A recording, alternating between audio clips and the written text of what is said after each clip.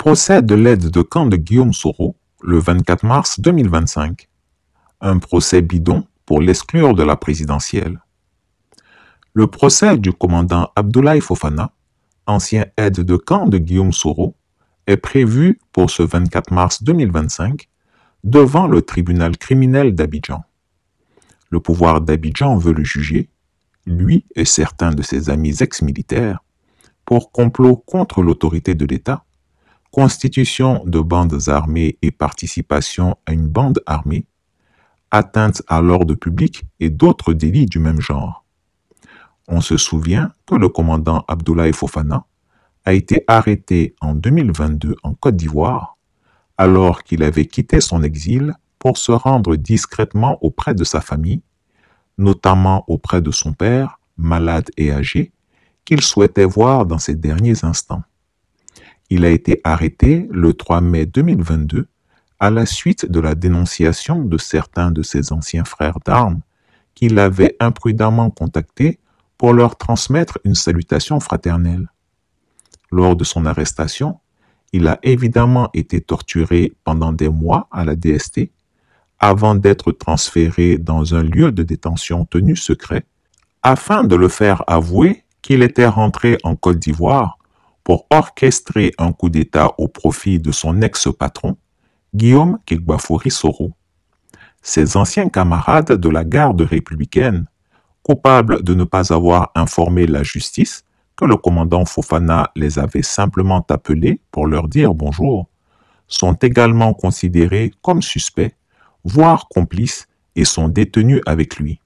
Certains civils qui l'ont hébergé ou qui l'ont transporté dans leur voiture pour lui permettre de voir une dernière fois son père mourant, ont eux aussi été arrêtés et devront être jugés pour les mêmes motifs d'atteinte à l'autorité de l'État.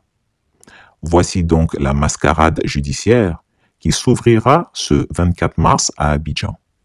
Et mon aide de camp, on vient de le radier de l'armée. Oh bien, Fofana, je mens sur toi. Oui, on vient de le radier de l'armée. Lui-même, il ne savait pas. C'est moi, je l'ai appelé, j'ai dit, mais Fofana, on t'a radié. Je lui ai dit, comment? Je lui ai dit, tu n'as pas le papier? Il dit, non. Je lui ai dit, bon, je t'envoie le papier. Je lui envoie. Il dit, mais patron, comment on peut me radier? Je fais mon travail. Je suis votre aide de camp. Bon, moi, ce que je ne comprends pas, Alassane, quand lui, il était dans l'opposition, là, que moi, j'étais Premier ministre, là, on lui a donné 20 gendarmes pour le sécuriser. Vous savez, 20 gendarmes. Et puis moi, j'avais mis un autre dispositif pour le sécuriser. Tu vois, hein? Moi, à mon tour, un simple aide de camp, on le radie de l'armée. Bon, je ne sais plus c'est quoi. Bon. Ah, est-ce que Fofana là c'est un bêté? Fofana, tu es bêté. Est-ce que tu as ton papa bêté? Ta maman bêté? Il est Koyaka. Après, on va dire c'est les bêtés qui sont contre nous. Est-ce que c'est les bêtés qui t'ont renvoyé? Autant de Gbagbo là, tu ne travailles pas bien à moi. Est-ce que Gbagbo t'a renvoyé? Mais si je dis que c'est Alassane qui l'a renvoyé, radié de l'armée, vous allez dire encore que Guillaume est radié. Voilà quelqu'un dans le combat. Pour qu'Alassane soit président, on a tiré sur lui à bout portant. Il a une place de balle dans son pied actuellement. Fofana. Abdoulaye. Celui-là, il serait mort aujourd'hui. J'allais faire comment? Et c'est même pas Gbagbo qui l'a radié. C'est celui pour qui il a pris balle là qui l'a radié. Bon, Fofana, c'est bien fait pour toi. Mais va dire à tes parents. Non, tu appelles tes parents, tu dis, ah, autant de Gbagbo, en tout cas, tu étais là, tu me servais. Autant d'Alassane, tu as radié. Le papier est là. Donc, chers amis. Après, notre jeune va dire que j'ai trahi Alassane. Bon. Ouais, non, non, non. C'est bien, c'est bien, c'est bien. Bon, non, hein? Après, on va dire qu'on a trahi Alassane. On a trahi comment? Donc, nous, on a cassé Alassane. On voit qu'il s'en va dans le mur. On va le suivre. Après, la population va se soulever pour venir nous frapper, nous tous. Moi, je ne peux pas me laisser frapper bêtement comme ça. Donc, vraiment, je me suis retiré. Loin d'être une procédure impartiale, ce simulacre de justice s'inscrit dans une stratégie plus large de répression et de musellement de l'opposition.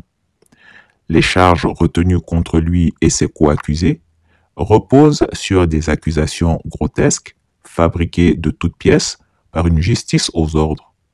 L'objectif est clair: enchaîner les condamnations et les intimidations pour dissuader tout soutien à Guillaume Soro et surtout empêcher son retour triomphal sur la scène politique ivoirienne. À titre d'exemple, on reproche au commandant Fofana d'être monté à bord de la voiture d'un ami dont le père est marabout à Tiasalé. Ou encore, on lui reproche que sa conjointe ait fait un transfert d'argent à quelqu'un qu'il avait contacté durant son exil pour lui soumettre un problème financier. Lors de son arrestation, il se trouvait dans la voiture d'un civil avec qui il revenait de Yopougon, où ils étaient allés manger du poisson. L'arrestation du commandant Abdoulaye Fofana est considérée comme une aubaine pour Alassane Ouattara et son clan. À l'aube de la présidentielle de 2025, il se dépêche d'organiser le procès de quelqu'un qui est pourtant entre leurs mains depuis 2022 et dont l'instruction a été bouclée en quelques mois. Il s'agit de saisir l'occasion de ce procès pour en faire un autre, celui de Guillaume Soro. Si son ancien aide de camp a été arrêté, Abidjan pense détenir un personnage sensible au fait de tous les secrets de l'ancien Premier ministre et ancien président de l'Assemblée nationale. Ses hommes, son réseau, ses alliances, ses émissaires, son trésor de guerre, ses cachettes, etc. Le commandant Abdoulaye Fofana est censé tout savoir et surtout tout dire. Mais hélas, l'examen minutieux du dossier révèle des failles béantes. Aucune preuve tangible ne vient étayer les accusations de complot contre l'État ou de constitution de bandes armées attribuées au commandant Abdoulaye Fofana. Encore moins un quelconque lien de collusion avec Guillaume Soro. Grâce à ses contacts dans le milieu judiciaire, Chris Yapi a pu avoir accès à l'ensemble du dossier d'accusation, et c'est à mourir de rire. Tout est vide et ne repose sur rien. D'abord, dès que M. Soro a quitté la présidence de l'Assemblée nationale, le commandant Abdoulaye Fofana n'occupait plus le poste d'aide de camp et ne disposait plus d'aucun lien professionnel ni institutionnel avec lui. De ce fait, Fofana n'était plus sous l'autorité ou sous la responsabilité de M. Soro. Selon des témoignages recueillis auprès de proches de Guillaume Soro, celui-ci a été surpris d'apprendre l'arrestation d'Abdoulaye Fofana en Côte d'Ivoire. Il croyait au contraire que ce dernier se trouvait encore en exil, notamment en Suisse avec sa famille, après un séjour en France et en Belgique. Il ignorait donc qu'il avait décidé de rentrer clandestinement en Côte d'Ivoire pour aller voir son père malade, lequel est d'ailleurs décédé quelques mois après l'arrestation de son fils. Les investigations menées par les enquêteurs de la section de recherche de la Gendarmerie nationale n'ont à aucun moment incriminé M. Soro dans leur dossier à charge. Bien au contraire, ils accusent le commandant Fofana qu'ils veulent rendre absolument coupable. En effet, leur conclusion indique que le prétendu projet de déstabilisation aurait été conçu et organisé par le commandant Fofana et par des personnes qui lui sont proches ou qui l'ont été à un moment donné, amis, ex-militaires, marabouts, etc.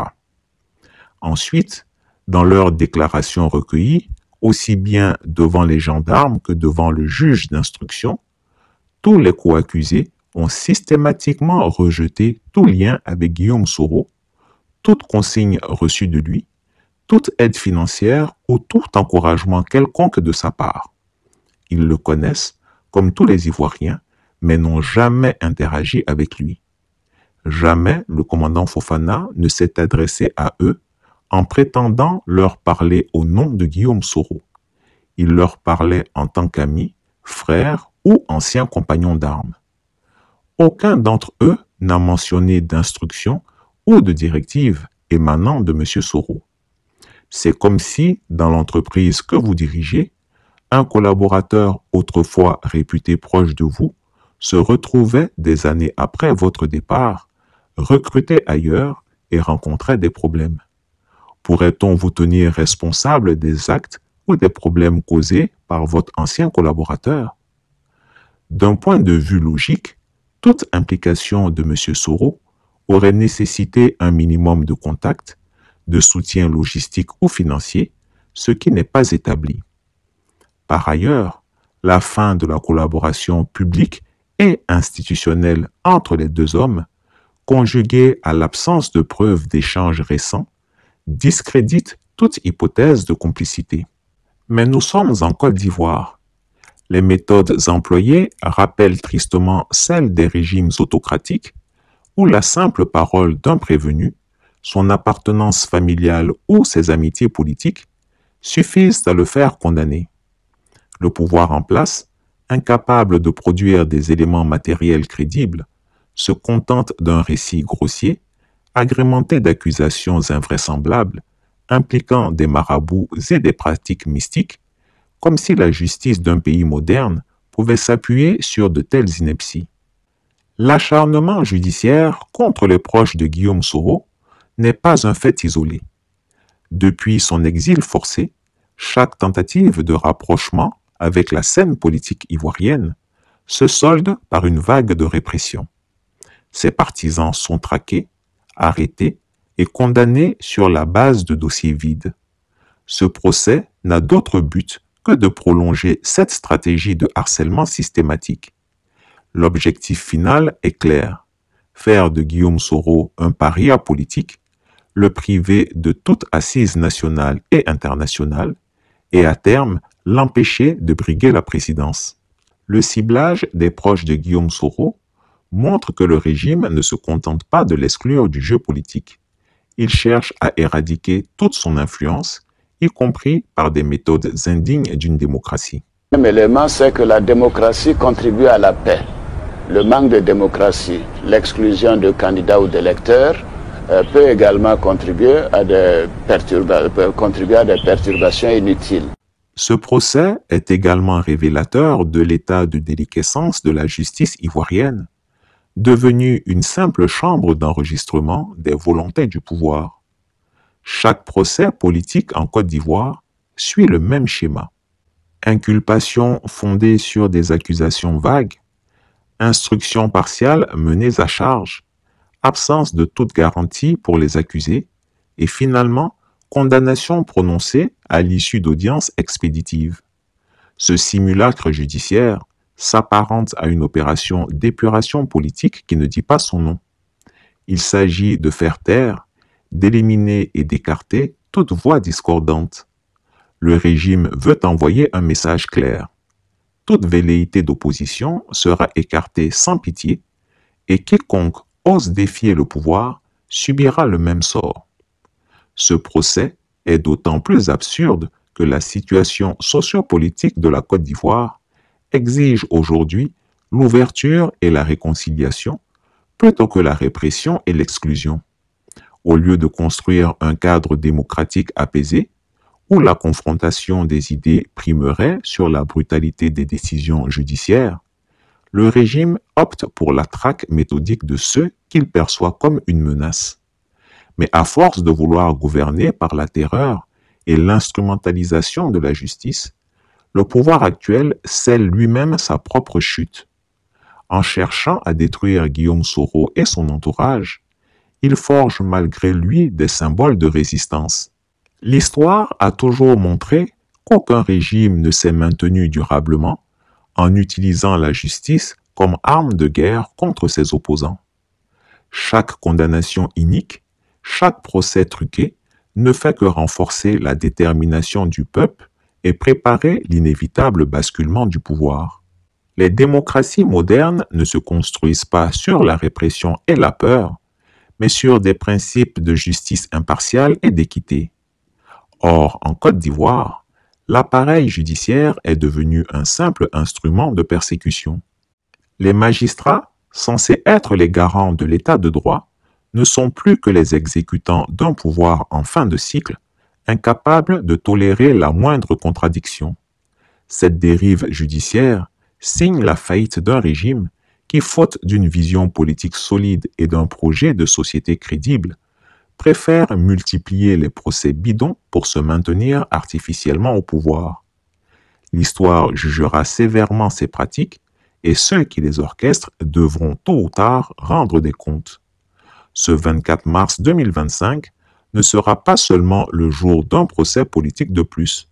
Ce sera un énième rappel que la Côte d'Ivoire est aujourd'hui gouvernée par la peur et la répression.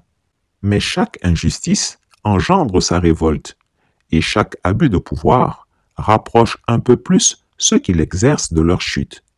L'histoire est en marche et elle ne pardonne jamais à ceux qui pensent pouvoir écraser indéfiniment un peuple. Chris Yapi ne ment pas. Retrouvez Chris Yapi sur ses 2 chaînes YouTube, sa chaîne Rumble, ses comptes TikTok, X, Instagram, VK et Threads.